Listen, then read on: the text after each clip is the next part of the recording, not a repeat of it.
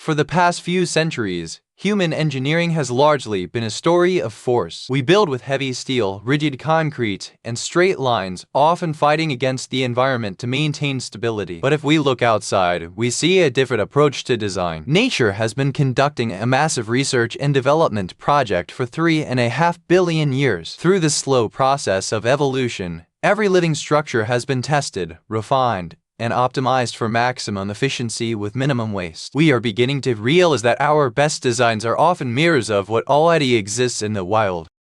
Leonardo da Vinci understood this deeply. Long before the first airplane took flight, he spent years observing the anatomy of birds, filling his journals with detailed sketches of wings and musculature. He wasn't just interested in the aesthetic of flight, he was looking for the underlying mechanical logic. Da Vinci recognized that a bird's wing is not a static object, but a complex, morphing surface that responds to the air around it. While he couldn't build these machines with the materials of the Renaissance, his sketches laid the groundwork for what we now call biomimicry.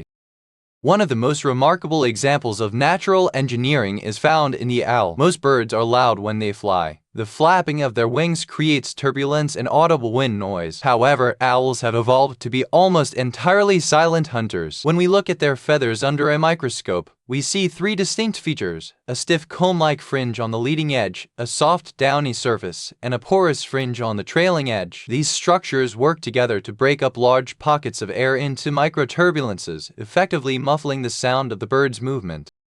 Engineers are now applying this silent coating to the next generation of aircraft and wind turbines. By adding small, serrated extensions to the trailing edges of wings, we can mimic the owl's ability to dissipate air pressure. This isn't just about stealth, it's about efficiency. Noise is essentially wasted energy. By smoothing the airflow, we can reduce drag and make our machines operate more quietly and with less fuel. It turns out that the secret to high-performance aerodynamics was hidden in the plumage of a nocturnal predator all along.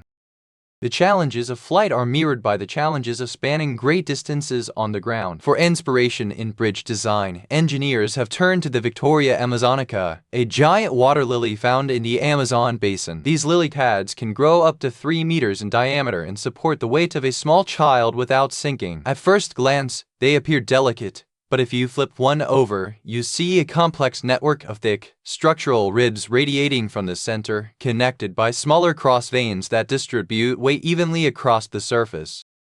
This radial ribbing is a masterclass in load-bearing efficiency. It allows the plant to cover a massive surface area using a minimal amount of biological material. Joseph Paxson, the architect of the Crystal Palace in 1851, famously used the structure of this lily as his primary inspiration for the building's massive iron and glass roof. Today, this same logic is being used to design ultra-lightweight bridges. Instead of using solid, heavy beams, we are creating truss patterns that mimic the lily's veins, allowing us to span wider chasms with significantly less steel.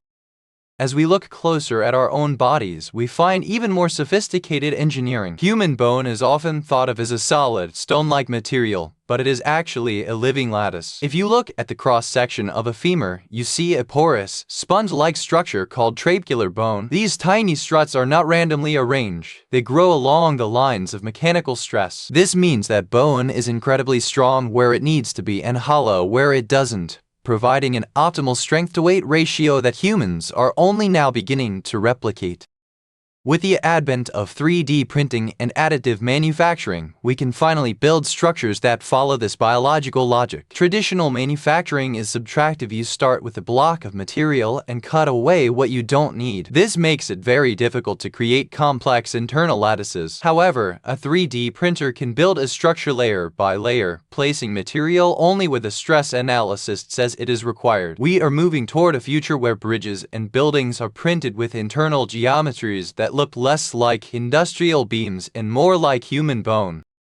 The shift from rigid engineering to biological design represents a fundamental change in our philosophy. We are moving away from the idea that we must conquer nature and toward the realization that we can collaborate with its principles. By studying the way a tree roots itself in the soil or the way a seashell resists pressure, we find solutions that are inherently sustainable. Nature doesn't have the luxury of waste. It operates on a strict budget of energy and matter. When we follow its lead, our designs become naturally more efficient.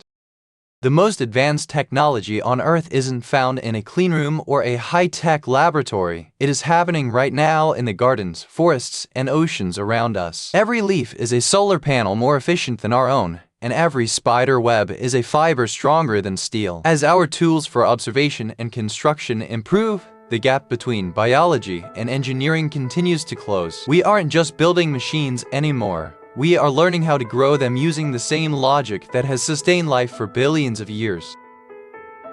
If you'd like more videos like this, you can subscribe and come back to Brief Stories anytime.